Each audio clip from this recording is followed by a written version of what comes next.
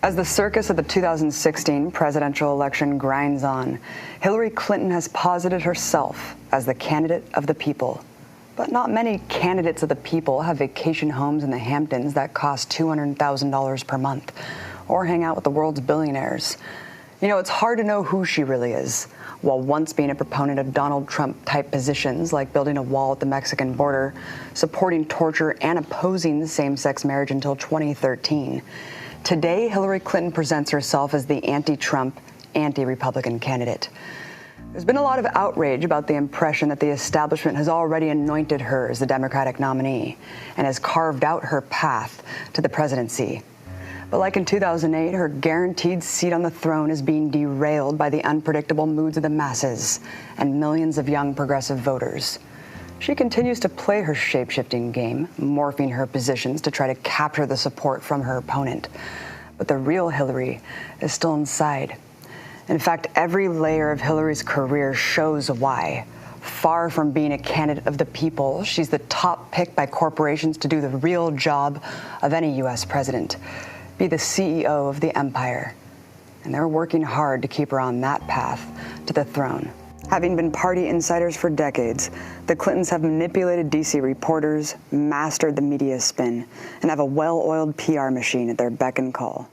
Hillary Clinton has done everything right. She has run a good campaign. She has outperformed in debates. She's raised money. She's got a great ground game. As a Latina, I can tell you that Latinos all over the country are very excited about Hillary. Latina women are very excited about Hillary.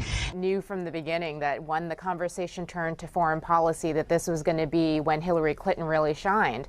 And I think that that whole exchange was probably one of her strongest moments of the night. Undisclosed is that many of the people praising Hillary across the corporate media work at firms employed by Clinton's campaign and super PACs. It's not just paid pundits, but the reporters and owners themselves. From Chris Matthews to the head of the New York Times, a big gang of media personalities have financial and personal ties to the Clintons. But even with Citizens United and unfettered corporate funding, the establishment can't prevent an insurgent candidate like Bernie Sanders from winning with votes, which is why back in 1984, the Democratic Party created a superdelegate process to further undermine democracy. Here's how it works. There's about 4,000 pledged delegates divided by primary and caucus results. But there's an additional 700 superdelegates that remain unpledged, meaning they can vote against the people's will to ensure nominees are hand-picked party insiders. The single vote of a superdelegate is worth thousands of ours. Many of these people are current and former members of Congress, but dozens more are literally corporate lobbyists, working on behalf of every industry from healthcare to private prisons. Like superdelegate Tonio Burgos, Pfizer lobbyist and Clinton fundraiser. Or superdelegates Jill Alper, Minion Moore, and Maria Cardona at Dewey Square Group, a lobbying firm that works directly with the Clinton campaign and lobbied on behalf of healthcare corporations to craft Obamacare for their benefit. Then there's superdelegate Jeff Berman, top lobbyist at Bryan Cave, and former lobbyist for the Keystone XL pipeline and Geo Group private prisons. Berman is even paid by the Clintons to round up other superdelegate votes. This unelected nobility comprises 1/3 of all delegates needed to secure the Democratic nomination. And the Clintons are surrounded by a flock of Democratic Party politicians who know the career benefits of hitching their wagon to the most powerful family in Washington. And with Bill's cajoling, Hillary had at least 500 superdelegate pledges under her belt months before the election had even begun, a 45-1 delegate lead over Sanders. This insane Democratic inversion plays out every time Sanders crushes a state, like in Wyoming, where he won by double digits but walked away with the same number of delegates. It's not just superdelegates investing in Hillary.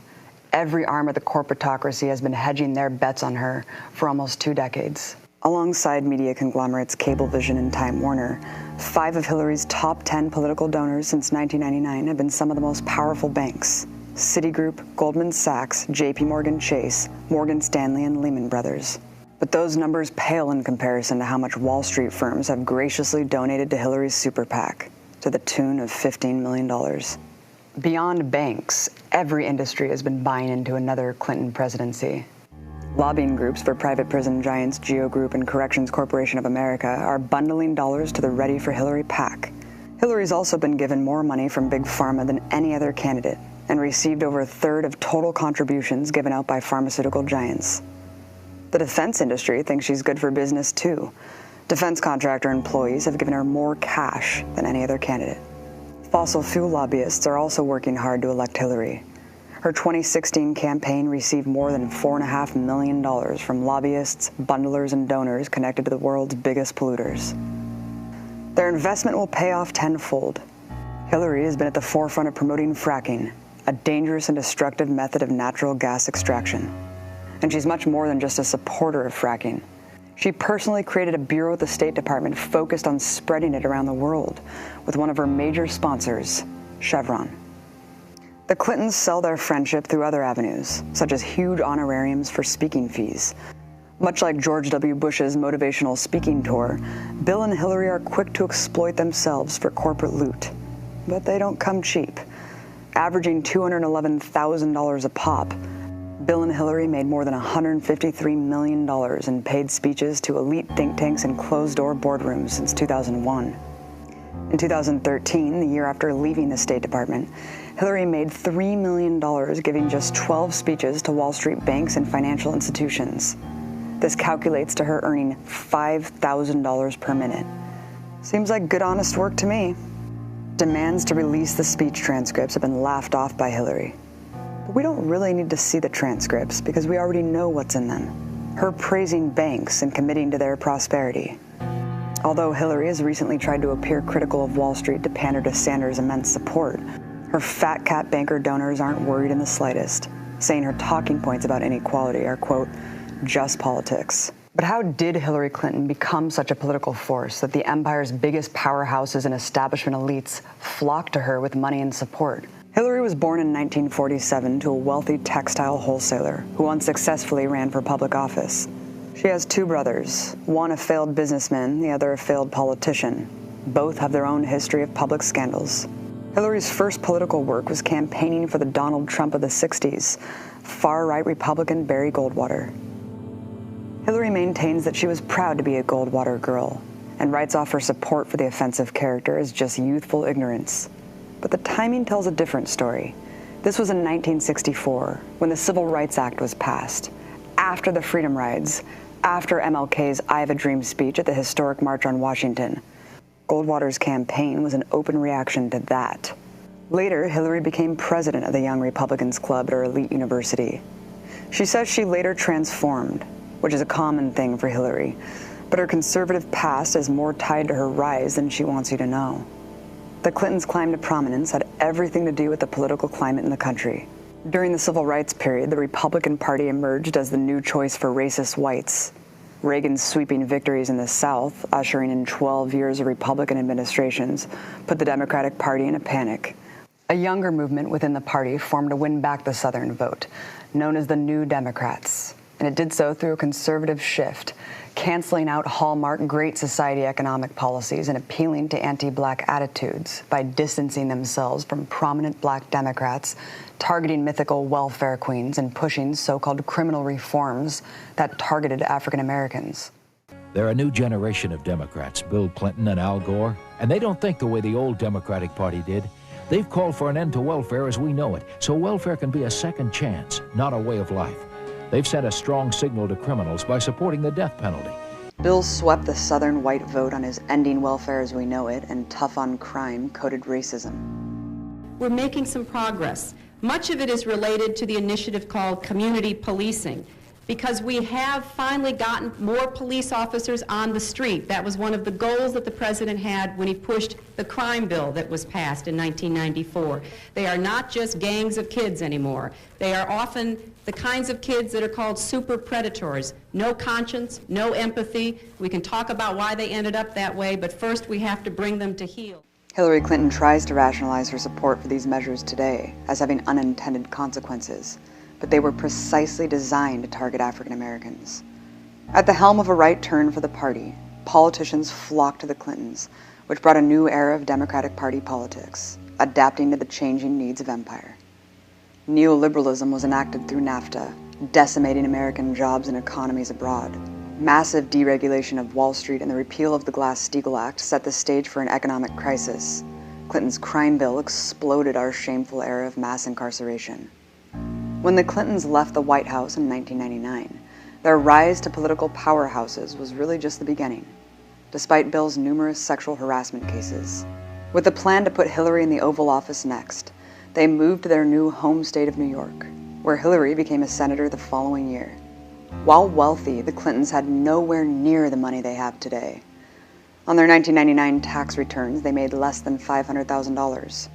But by 2014, they were making more than 50 times that amount, reporting over $28 million in income. And that only scratches the surface of the cash supplies they've amassed. While Hillary went to work crafting a presidential resume in the Senate, Bill capitalized on his new super elite status as a former president. And the Clintons' way of cashing in on that access was by exploiting misery and disaster. In 2001, in response to a major earthquake in India, the Clintons joined the heads of Goldman Sachs and Citibank and embarked on a false philanthropy model that would define their Clinton Foundation. These development and relief charities act as an insertion needle for Western business. For example, some of the Clinton Foundation's so-called development projects in India, Africa, and Central America include forming for-profit farming corporations that exploit small farmers. The donations typically end up back in the pockets of donors, their companies getting the so-called development contracts to build up mobile networks and real estate. In the past 15 years, the Clinton Foundation has grown into a lucrative fraternity of the rich and powerful, which boasts of having projects in 180 different countries. Including its numerous spin-off affiliates, it reported total assets of over $351 million in 2013. The sources of cash for this political machine say everything about the true nature of this charity. As a nonprofit, the Clinton Foundation is not required to disclose donors or contributions. All of the funds disclosed on the website are in ranges and unspecified for what purpose. Other than a $25 million partnership with the Bill and Melinda Gates Foundation, the Clinton Foundation's large donor base is a motley crew of criminal corporations and police-state monarchies. Giving a gracious $10 million is the brutal theocratic kingdom of Saudi Arabia. Matching the $10 million is the Viktor Pinchuk Foundation, Ukrainian billionaire oligarch who pledged tens of millions more to the Clinton Global Initiative to, quote, modernize Ukraine while Hillary Clinton was Secretary of State. Donating in the $1 to $5 million range are Gulf state monarchies Oman, the United Arab Emirates, Qatar and Kuwait, Saudi billionaire Nasser al-Rashid, ExxonMobil, Dow Chemical, Walmart, a company she has close ties to, having served on their board of directors from 1986 to 1992, Coca-Cola, Pfizer, Barclays Capital, Goldman Sachs, and Boeing, the #2 defense contractor in the country. In the lower $1 million range are such exemplary institutions as Monsanto, Chevron, General Electric, more banks, Bank of America, Citigroup, Morgan Stanley, UBS, Bank of California, and media giant Fox's News Corp. Then there's the Soros Foundation, an organization that claims to build, quote, tolerant democracies around the world, whatever that means. It's a win-win relationship, one that only continues to grow. The Clintons get massive financial support to run their machine, and their contributors get the perks of a loyal advocate in a position of power. As Hillary ascends off of this corporate sponsorship, the more favors she can grant, leading to more contributions, and so on. And while Hillary was in the Senate, these favors for her donors were numerous. Manufacturing giant known as Corning gave hundreds of thousands to the Clintons through their foundation and speaking fees. In return, Hillary introduced Senate legislation to allot hundreds of millions in federal aid to purchase Corning products. Notorious criminal enterprises Freddie Mac and Fannie Mae were also Clinton Foundation sponsors who won big by investing in Senator Clinton. She played a key role in blocking measures to regulate them, helping them reap super profits before facilitating the crash of the economy. The deal was good for business while Hillary was in the Senate, but the plan was always something bigger. After checking the box of having experience and having built a robust financial backing and political network, Hillary announced her bid for president in 2006. Shortly after her Senate re-election. She was supposed to be the shoo-in. It was her time, as they said. But then everything blew up in her face. Mass opposition to the Iraq War marginalized her as a candidate. A little-known Barack Obama was flung to the front for his rhetoric against the war, while Hillary ardently defended her vote for the war throughout her entire campaign. Knocked off a presumed ride to the White House, she flailed trying to capture a changing Democratic Party base. Her campaign was criticized for its slew of dirty tricks, including an array of voter suppression tactics mainly aimed at the youth. Most pathetic was the release of a photo of Obama in a turban, pandering to Islamophobia and the strategy of thinly veiled racism the Clintons employed back in the 90s. Obama's campaign manager, David Plouffe, said the photo was the most shameful, offensive fear-mongering we've seen from either party in this election. But none of the schemes worked. And while today Hillary's media surrogates continue to call on close competitor Bernie Sanders to drop out, back in 2008 she held out to the very bitter end, refusing to give in when Obama was the clear winner. She only acquiesced and backed Obama after a closed-door negotiation where she was promised a promotion and a path to succeed him. As Secretary of State, the rewards for her sponsors grew to a new level, and so too did donations to the Clintons. Her corruption is exemplified by the fact that 181 donors to the Clinton Foundation simultaneously lobbied the State Department while she was in charge. She used her position to divvy out repayment favors in a variety of ways. She funneled money from the State Department to Clinton friends and sponsors, like securing tens of millions in government grants for her dear friend and owner of for-profit education firm Lorette Education, Inc. She also used her new title to help negotiate business deals between her donor friends and other heads of state. For example, she brought billionaire mining magnate Frank Giostra to meet the President of Colombia, scoring him access to pristine forests and coastline to be mined and drilled by his company. She did the same in Kazakhstan and beyond. Hillary convinced other countries to give up permits to be pillaged. In one incident, she convinced the Haitian government to issue a rare mining permit. The contract went out to a mining company that not only shells out millions to the Clinton Foundation, but her brother sits on its board of directors. She also flew around the world on the taxpayer's dime to act as a saleswoman for American corporations. For her sponsor Boeing, she made a personal pitch to the Russian government to purchase their jets. The result was a $3.7 billion contract for Boeing. The Clintons got a kickback of $900K as a giant thank you from the war profiteer. But none of these deals compare to her role as an international arms dealer. Her State Department approved a whopping $165 billion worth of commercial arms sales to 20 nations that are also Clinton Foundation sponsors, doubling U.S. arms sales to those countries under George W. Bush. These lucrative deals are undeniably rewards for paying off the Clintons. The amount of the reward directly corresponded to the amount of their donation. Her top donor, Saudi Arabia, scored the biggest, and so on down the line. Beyond the obvious step up from her corporate shilling as Senator and Secretary of State, wreaking economic and environmental havoc to line the pockets of Clinton coffers, a President Hillary puts us in great danger of catastrophic war, another fact she's proven time and again over the entirety of her career. Clinton's war record is perhaps most exemplified by her endorsement from one of the world's most notorious war criminals, the butcher of Cambodia, Henry Kissinger. On the campaign trail, she bragged, "I was very flattered when Henry Kissinger said I ran the State Department better than anybody had run it in a long time. So I have an idea about what it's going to take to make our government work more efficiently." Yes, the relationship between Kissinger and Clinton is very close. Not only did she consult with him regularly as Secretary of State, her and Bill frequently vacationed with the Kissingers. Her other foreign policy advisors are quite similar, including PNAC founder neoconservative Robert Kagan, and even shares advisors with Republican war hawks like Ted Cruz. Her support for the criminal invasion of Iraq has come back to haunt her once again in this election, and now she's written it off as a mistake, and in one instance seemed to blame it on being bribed by George Bush with state funds for New York. So I'm sitting there in the Oval Office, and Bush says to me, "What do you need?" I said, "I need $20 billion to rebuild, New York." He said, "You got it." And he was good to his word. But she didn't just vote for the war. She was a key advocate of it, leading a right-wing minority among Democratic Party Congress members that favored the invasion over the old tactics of empire's domination. She called for, quote, unequivocal support for Bush's firm leadership and decisive action. She spread the lie that Iraq was in violation of UN resolutions, despite the actual weapons inspectors arguing the contrary, and continued to assert Iraq had WMDs despite it being, by that time, thoroughly debunked. As the U.S. and Iraqi body count grew and complete disaster ensued, Hillary still went around the country asserting that she had no regrets giving Bush total authority to invade and occupy Iraq.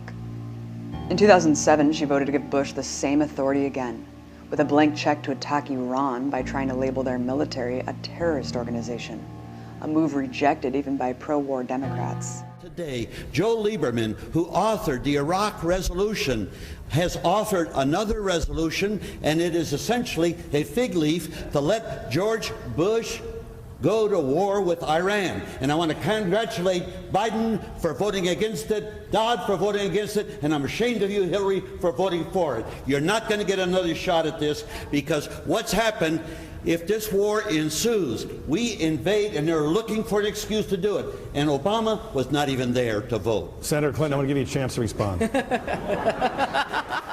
In 2008, Senator Clinton made the chilling and completely repulsive admission that if president, she would not rule out using nuclear weapons on Afghanistan and Pakistan. After her promotion to Secretary of State, she boldly planted a flag in the Obama administration to establish the Hillary Doctrine.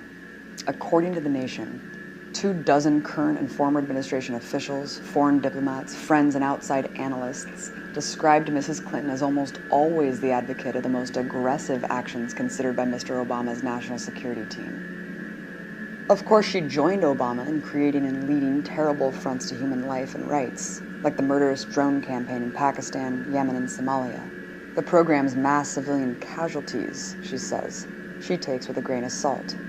However, on other issues, she took the lead, showing how she would steer the empire's ship as she aimed for the presidency. In her book, she brags about her lead role backing the 2009 coup of the democratically elected leader in Honduras, further plunging the country into violence and instability. Also that year, when it was long clear that the Afghanistan war was an endless, unwinnable crisis, she lobbied to send far more troops in Obama's blood-soaked troop surge. When it was time to keep the promise of bringing those troops home, then Secretary of Defense Robert Gates says that Hillary argued forcefully against withdrawing the surge troops. She continues to advocate a never-ending U.S. occupation there. The same thing happened when it came to Iraq. Hillary led a minority that tried to convince Obama to leave thousands more American combat troops there, permanently. Today, she's to the right of Obama in Iraq yet again, advocating for even more U.S. troops and more combat. Then came what has been dubbed Hillary's War, a move Obama recently admitted was his biggest mistake. Oil-rich Libya is where Clinton sought to showcase her military doctrine. Masked and sinister right to protect jargon, Hillary is well known as the primary advocate for U.S.-led attack to overthrow the Libyan state, to feed on its resources and hijack the Arab Spring. We came, we saw, he died. She laughed about an African leader being lynched on television, his country tossed into an era of unimaginable pain. Right afterward, what everyone predicted happened. Strife from a shattered state, decimated infrastructure, and U.S. armed rebel fighters has turned Libya into a new bastion for ISIS. The scandal of Benghazi isn't that Hillary allowed Americans to die, but that those Americans were there funneling weapons to extremists in a country she had just helped destroy. And what did Hillary take away from the incident? That there should have been more American troops. We have learned the hard way, when America is absent, especially from unstable places, there are consequences. Yeah, I don't think it was because America was absent, but because they had just carpet-bombed the country and injected its entire government. And on Syria, she's led the push for war from the beginning. She personally joined the shame general David Petraeus in creating the CIA-led Friends of Syria insurgency. She was among the first and most forceful in pushing for a no-fly zone to overthrow the Syrian state. Even as recently as 2015, she had a high-profile break with Obama over the issue, and even in recent debates had to continue to advocate for it. A no-fly zone means war. It means U.S. bombing of all Syrian anti-aircraft defense systems, and much more. It would undoubtedly trigger a broader regional conflict involving nuclear powers. When it comes to Israel, she has rebuked Obama on the most mild criticisms of Israeli war crimes, and vows to give the occupation more aid than any other candidate. But the biggest apparent danger of a regime under the Hillary Doctrine is the risk of new U.S. wars. If Hillary was a proud leader of what's accepted as the biggest foreign policy catastrophes of both the Bush and Obama administrations, What else should be expected of a Hillary administration? Well, one little discussed threat posed by a Hillary presidency is that she spent her time in office paving the way for war with Iran. When asked in a recent Democratic debate what enemy she was most proud to have, she answered, the Iranians. In the 2008 campaign, she was ostracized for her aggressive comments about Iran. They might be in their nuclear weapons program in the next 10 years, during which they might foolishly consider launching an attack on Israel. We would be able to totally obliterate them. She's always advocated the most hawkish approaches to Iran, but in recent years, she's made a point to separate herself from Obama as the more strong-armed and the sly war by sanctions and subversion. With the signing of the 2015 Iran nuclear deal, Obama was staunch in refusing to threaten Iran with a military attack if they violated the agreement. However, Hillary went over his head to show her sword was sharper, declaring her position on television.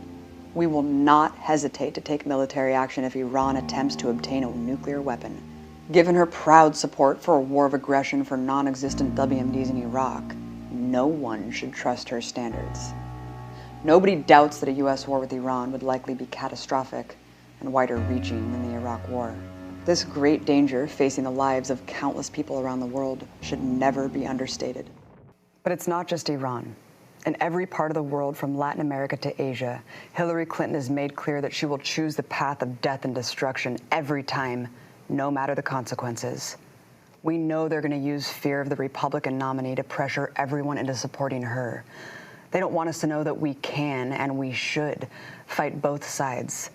And as a woman, I completely reject Hillary's brand of bourgeois feminism because it leaves out millions of immigrant women, poor women, and the women under her bombs around the world.